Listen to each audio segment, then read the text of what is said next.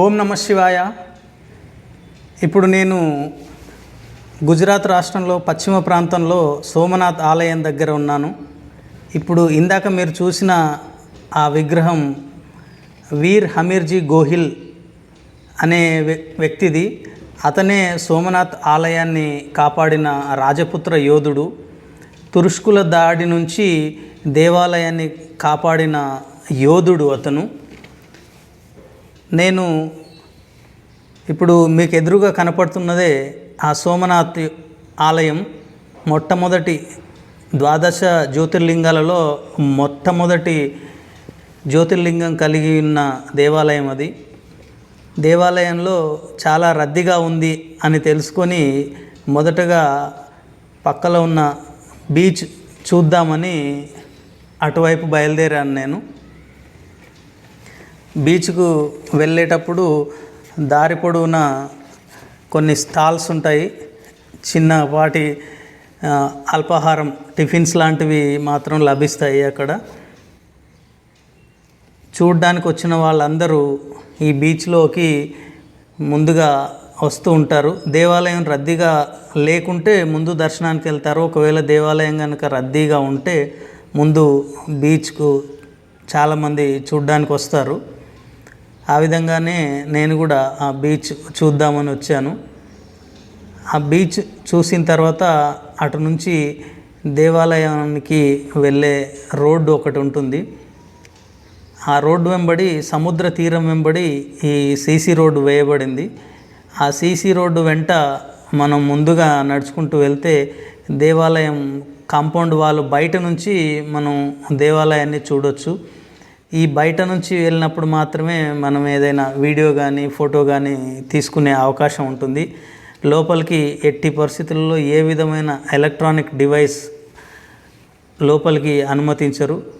ఇప్పుడు మీరు చూస్తున్నదే సోమనాథ్ ఆలయం యొక్క గోపురం.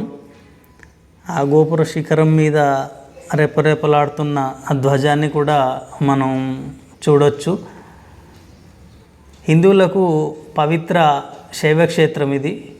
12 జ్యోతిర్లింగాలలో మొదటిది ఇక్కడే ప్రతిష్ఠితమై ఉంది. గిర్ సోమనాథ్ జిల్లాలో ఈ ప్రాంతం అంతా ఉంటుంది. మనకు స్వాతంత్రం వచ్చిన తర్వాత మారు గుర్జారా ఆ శైలిలో ఈ ఆలయాన్ని పునర్నిర్మాణం చేశారు.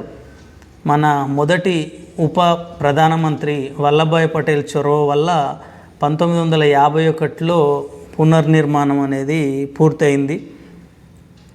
ఇప్పుడు మీరు చూస్తున్నది అరేబియా సముద్రం. ఆ అరేబియా సముద్రం ఒడ్డుననే ఈ దేవాలయం అనేది వెలిసింది.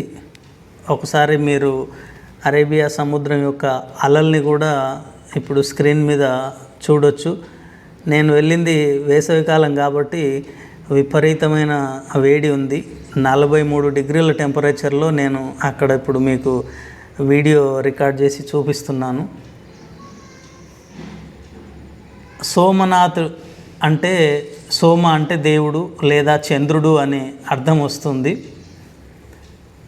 1026లో గజనీ మహమ్మద్ ఈ ఆలయాన్ని ధ్వంసం చేసి సర్వ సంపదను దోచుకొని వెళ్ళిపోయాడు. ఈ ఆలయం సుదూర ప్రసిద్ధ దేవాలయం అని పేరుగాంచింది.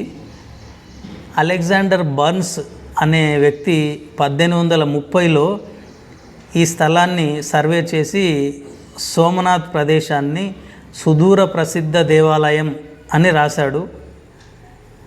కొత్తగా నిర్మించిన ఈ సోమనాథ్ ఆలయం యొక్క వాస్తుశిల్పి ప్రభాశంకర్ భాయ్ ఓగద్బాయ్ సోంపూరా అనేవారు ఈ యొక్క డిజైన్ను తయారు చేశారు. ఆలయం యొక్క శిఖరం గర్భగుడి పైన 49 అడుగుల ఎత్తులో ఉంటుంది. ఆలయం యొక్క శిఖరము గర్భగుడి పైన 49 అడుగుల ఎత్తులో ఉంటుంది. పైభాగంలో 8.2 మీటర్ల ఎత్తున ఆ జెండా స్తంభం, ఇందాక మీరు చూశారు కదా, ఆ జెండా స్తంభం అనేది ఉంటుంది. ఈ దేవాలయం చాలా పవిత్రంగా భావిస్తారు. చాలామంది ఎంతో అదృష్టం చేసుకుంటే కానీ ఈ ఆలయాన్ని దర్శించే అవకాశం అందరికీ లభించదు. ఎందుకంటే ఇంతకుముందే అనుకున్నాం మనం, సుదూర ప్రాంతంలో ఉండే ప్రసిద్ధ దేవాలయం అని. ఎంతో ఓపిక చేసుకొని వెళ్ళాలి. మన తెలంగాణ నుంచి అక్కడి దాకా వెళ్ళాలంటే కనీసం ఒక 35 నుంచి 36 గంటలు రైల్లో ప్రయాణం చేయాల్సి ఉంటుంది. ఆ విధంగా ప్రయాణం చేసి అక్కడ స్వామివారిని, శివయ్యను దర్శించుకున్నాను. ఇక్కడ ఈ ఎదురుగా కనపడుతున్న ఈ స్తంభం మాదిరిగా కనపడుతుంది కదా, అది ఒక విశిష్టమైన స్తంభం. అది దాని ఆంతర్యం ఏంటంటే, ఆ స్తంభానికి ఒక బాణం లాంటి ఆకారం ఒకటి నిర్మాణం చేయబడి ఉంది. ఆ నిర్మాణం యొక్క ఆంతర్యం ఏంటంటే, అటు నుంచి దక్షిణ ధ్రువం వరకు, ఇప్పుడు ఈ పై భాగంలో బాణం మాదిరిగా కనపడుతుంది కదా, అది దక్షిణం వైపుగా ఉంటుంది. అటు నుంచి దక్షిణ ధ్రువం వరకు సముద్రం వెంటగా వెళ్తే ఏ విధమైన అడ్డంకులు లేవు. దక్షిణ ధ్రువం వరకు సుదూర ప్రయాణం సాఫీగా చేయొచ్చు అని ఆ రోజుల్లోనే మన శాస్త్రవేత్తలు ఈ యొక్క నిర్మాణాన్ని ఏర్పాటు చేశారు. జై సోమనాథ్ అని వ్రాయబడి ఉన్న బోర్డును కూడా ఒకసారి మీరు చూడొచ్చు. నేను ఆ సముద్రం ఏదైతే ఉందో, అరేబియా సముద్రం అటువైపుగా వెళ్ళి వీడియో కానీ ఫోటోలు కానీ తీసుకోవచ్చు. ఈ కాంపౌండ్ వాల్ అవతల వైపు ఉన్నది ఆలయం. ఆలయంలోకి ఏ విధమైన ఎలక్ట్రానిక్ డివైస్ అనుమతి ఉండదు, చాలా స్ట్రిక్ట్గా ఉంటుంది. ఇందాక నేను చెప్పిన ఆ బాణం ఏదైతే ఉందో మరొకసారి మీకు స్పష్టంగా చూపించే ప్రయత్నం చేస్తున్నాను. ఆ బాణం ఏ దిశగా ఉందో ఆ దిశగా ప్రయాణిస్తే దక్షిణ ధ్రువం వరకు వెళ్ళవచ్చు అని అప్పట్లోనే సింబాలిక్గా ఆ స్తంభాన్ని ఏర్పాటు చేశారు. ఆలయం చుట్టుపక్కల పరిసరాలు ఈ విధంగా మీకు కనపడతాయి. కానీ సముద్రం పక్కనే ఉంటుంది కాబట్టి అలల హోరు మాత్రం ఎప్పుడు వినపడుతూనే ఉంటుంది. అంత వేసవిలో కూడా ఆ చిన్నపిల్లలు సైకిల్ వేసుకొని అటువైపు తిరుగుతూ చూస్తున్నారు. మనం అక్కడ తిరిగి చూడడానికి అనువుగా చాలా కాలం తర్వాత అక్కడ సైకిళ్ళు కిరాయికి కూడా ఇస్తారు.